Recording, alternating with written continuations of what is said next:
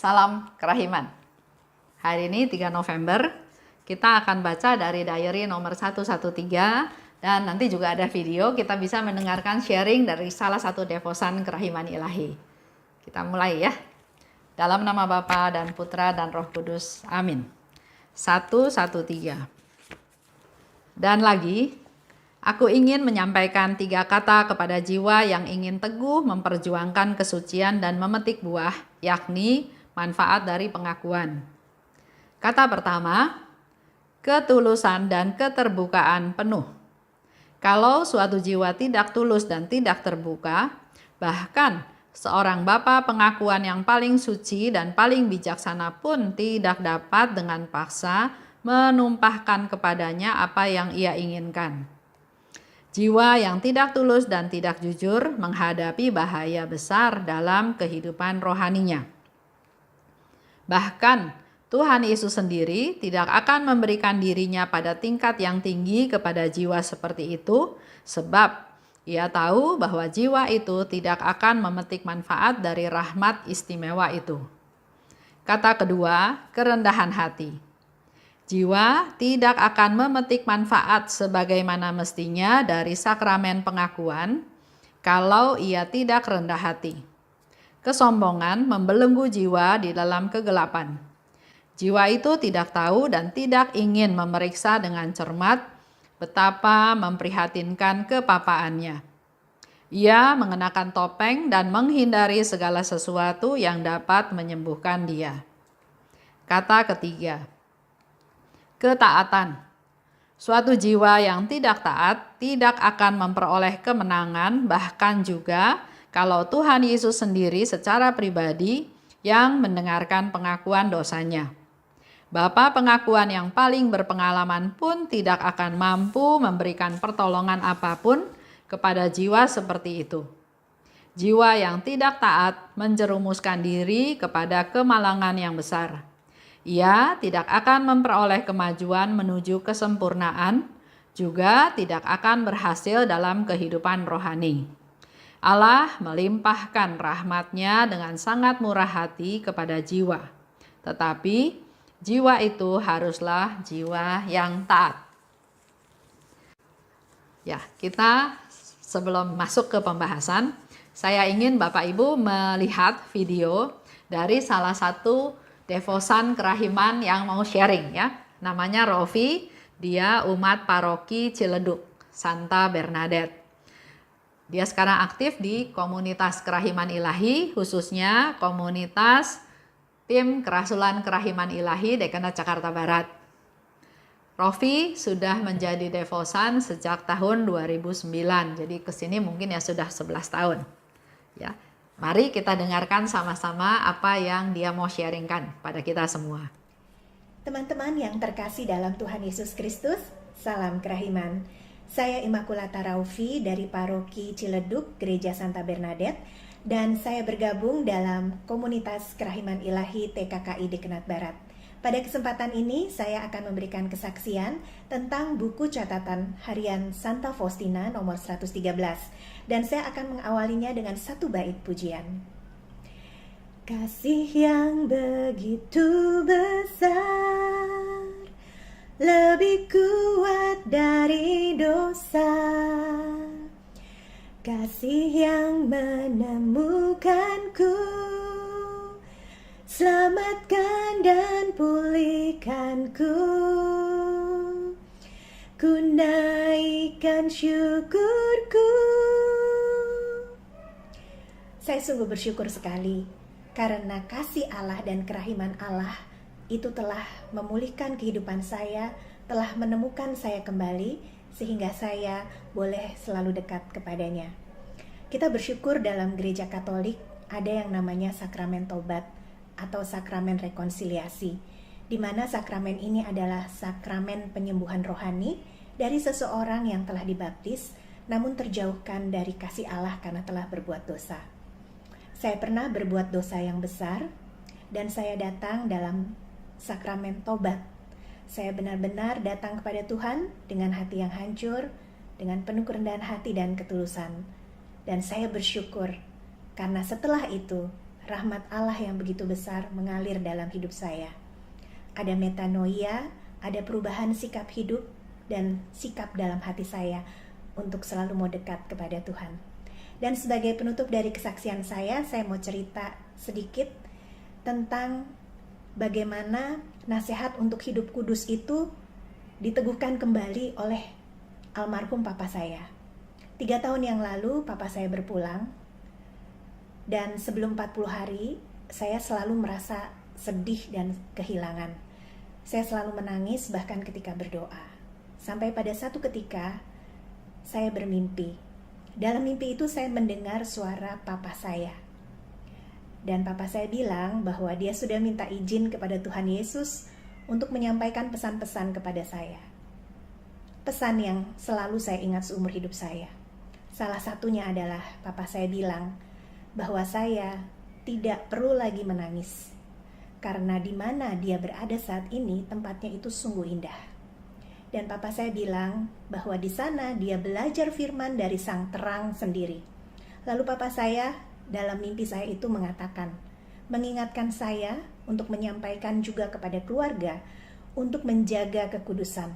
Sebab tanpa kekudusan tidak ada seorang pun yang dapat melihat Allah. Saya terkejut karena setelah mimpi itu saya merenungkan bahwa itu pasti nasihat papa saya yang dia peroleh dari sang terang. Karena papa saya bukan seorang yang religius, tapi di akhir masa hidupnya, ketika ia sakit, papa saya bertobat dan ada metanoia dalam kehidupannya. Sikap hatinya, sikap hidupnya jadi mau dekat pada Tuhan dan dia mau belajar firman Tuhan. Tapi papa saya pasti belum sampai kedalaman itu untuk memberikan nasihat itu. Jadi saya percaya itu sungguh papa saya peroleh dari Tuhan. Kemudian saya lihat dalam kitab suci firman Tuhan itu. Dan itu ada, teman-teman. Yaitu di Ibrani 12 ayat 14. Bunyinya, berusahalah hidup damai dengan semua orang dan kejarlah kekudusan. Sebab tanpa kekudusan tidak seorang pun akan melihat Tuhan. Semoga di masa pandemi ini kita mau terus setia kepada Tuhan, dan ketika kita berdosa, kita mau datang kepada Tuhan dengan penuh kerendahan hati lewat sakramen tobat. Tuhan memberkati. Ya, itu adalah sharing dari Rofi ya, bagus. Saya juga ingin para devosan yang lain kalau mau memberikan sharingnya, pengalamannya, apa yang dialami pada kita semua supaya kita makin memperkaya diri kita masing-masing ya. Kita balik ke 113. Ada 3 kata untuk jiwa yang ingin memperjuangkan kesucian dan memetik buah, yaitu manfaat dari pengakuan. Tadi kita sudah dengarkan apa yang di-sharingkan oleh Rofi ya. Di diary ini disebutkan 1, kita harus punya ketulusan dan keterbukaan penuh. Karena kalau tidak tulus dan tidak terbuka, maka Bapa pengakuan yang paling suci atau paling bijaksana pun tidak dapat dengan paksa menumpahkan apa yang ia inginkan. Jadi kalau Bapa pengakuannya juga berdoa dengan sungguh-sungguh ingin memberikan apa yang dia butuhkan juga nggak bakal bisa. Karena dia nggak tulus dan nggak terbuka.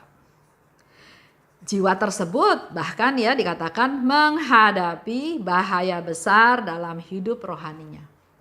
Orang-orang yang tidak tulus, tidak terbuka menghadapi bahaya besar dalam hidup rohaninya. Dan Yesus pun tidak akan memberikan dirinya sebab jiwa itu tidak akan memetik dari rahmat istimewa tersebut. Jadi dikasih pun percuma. Sama seperti kalau kita menerima komuni kudus ya dalam perayaan Ekaristi.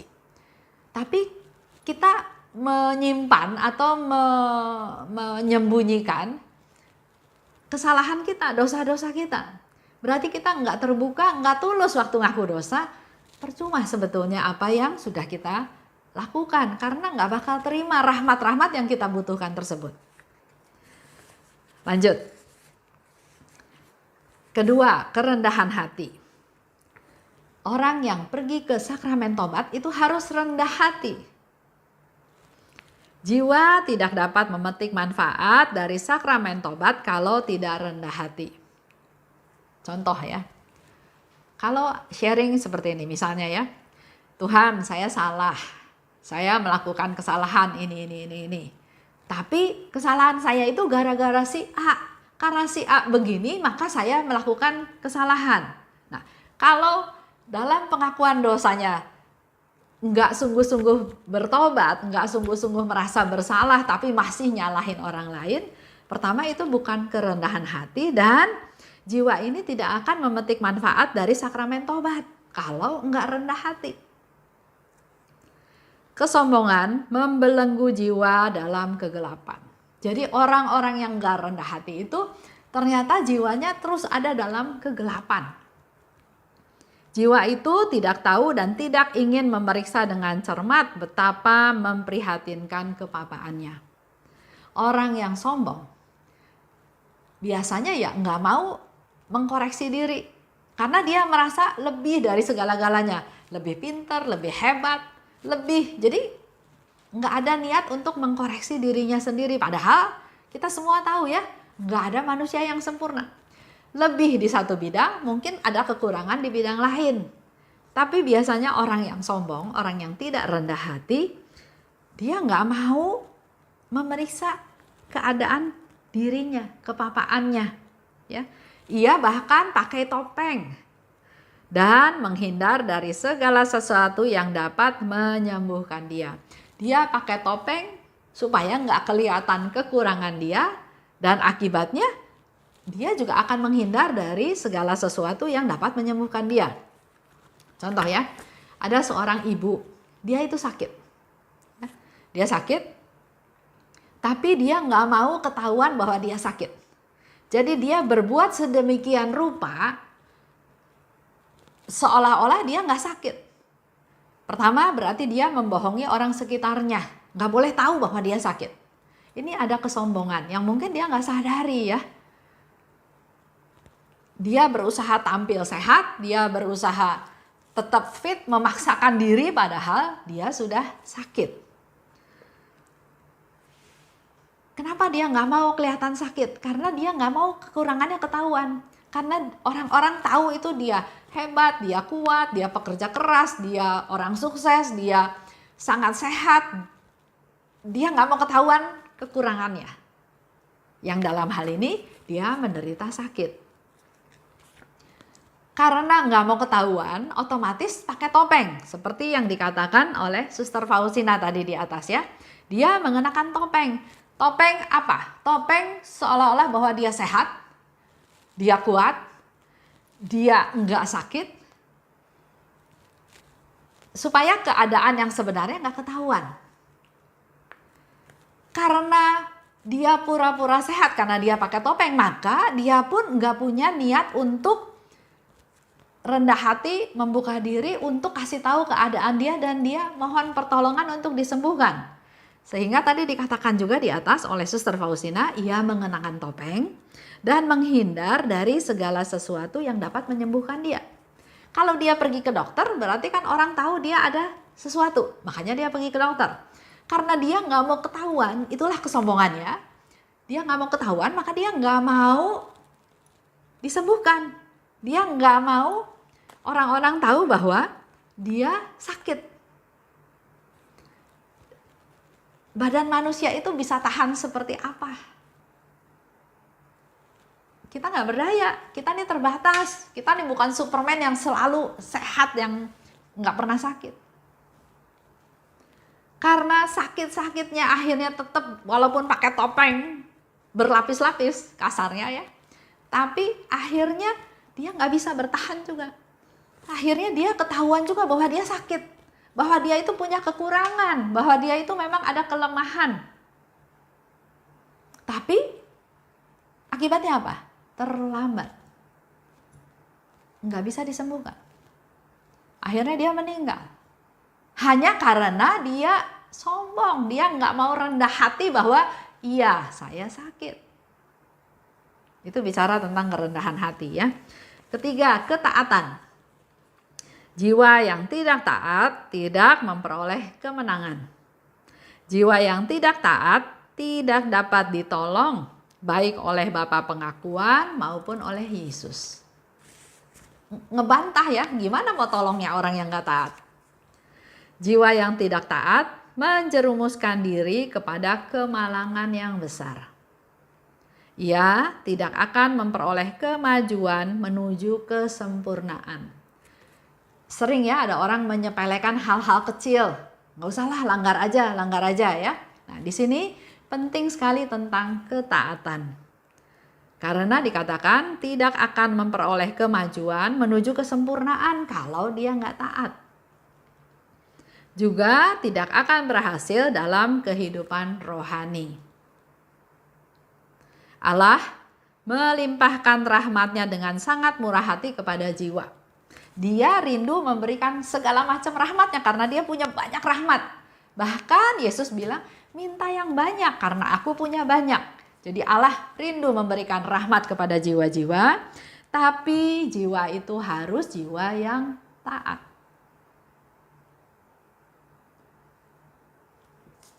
Kita balik ke sharingnya tadi ya dari Rofi. Jadi Rofi sudah tahu dia ada melakukan satu kesalahan. Semua manusia berdosa ya. Tapi di sini dengan kerendahan hatinya dia bercerita tentang kesalahan dia. Dia pergi ke sakramen tobat bukan hanya asal ya, tapi dia katakan dengan hati yang remuk redam, dengan ketulusan dan dengan kerendahan hati. Dia datang kepada Tuhan, mengakui bahwa dia berdosa, mengakui bahwa dia lemah, mengakui bahwa dia tidak berdaya, mengakui kepapaan dia. Dan itu yang memang Tuhan harapkan. Pada waktu kita menerima sakramen tobat, itu yang Tuhan harapkan. Sehingga dikatakan oleh Rofi tadi, setelah menerima sakramen tobat, dia bisa memetik buah dari sakramen tobat tersebut. Mendapatkan hasil. Dan dikatakan lebih lanjut, rahmat Allah mengalir dalam kehidupannya. Ya, saya kenal sama dia juga cukup lama dan memang melihat pertumbuhannya baik rohaninya maupun kegiatannya maupun usahanya Tuhan memberkati. Dari salah satunya ya, dari suaminya tadinya belum Katolik sekarang bahkan menjadi Katolik. Itu proses di mana rahmat Tuhan terus mengalir ke dalam keluarga ini. Itu aja untuk hari ini. Kita sama-sama berdoa ya. Dalam nama Bapa dan Putra dan Roh Kudus, amin. Allah Bapa yang maha baik, terima kasih atas pengajaran-Mu pada hari ini. Karena sekarang kami makin tahu pada saat kami pergi ke sakramen tobat, persiapan-persiapan apa yang harus kami lakukan supaya kami bisa memetik buah dari penerimaan sakramen tobat tersebut. Mampukan kami Tuhan menjadi orang-orang yang taat, orang yang rendah hati, dan orang yang punya ketulusan dan keterbukaan untuk datang padamu bahwa kami memang berdosa. Kami memang lemah, kami memang tidak berdaya, kami ini tidak punya apa-apa. Kami ini Papa. Oleh sebab itu, limpahkan rahmat-Mu Tuhan, supaya kami menjadi orang-orang yang kuat, menjadi manusia-manusia baru yang diberi rahmat kekuatan oleh-Mu. Dan juga pada saat ini Tuhan kami mau berdoa secara khusus untuk Rofi, untuk keluarganya, untuk suami, untuk anaknya dan untuk keluarga besarnya, agar Engkau melimpahkan rahmat yang mereka butuhkan. Berkati juga Rofi secara khusus Tuhan, untuk pelayanannya, untuk aktivitasnya, untuk usahanya, agar dimanapun dia berada, Engkau jadikan dia alat-Mu Tuhan untuk mewartakan kerahiman-Mu. Kemuliaan kepada Bapa dan Putra dan Roh Kudus, seperti pada permulaan, sekarang, selalu dan sepanjang segala abad. Amin. Dalam nama Bapa dan Putra dan Roh Kudus, amin. Salam kerahiman.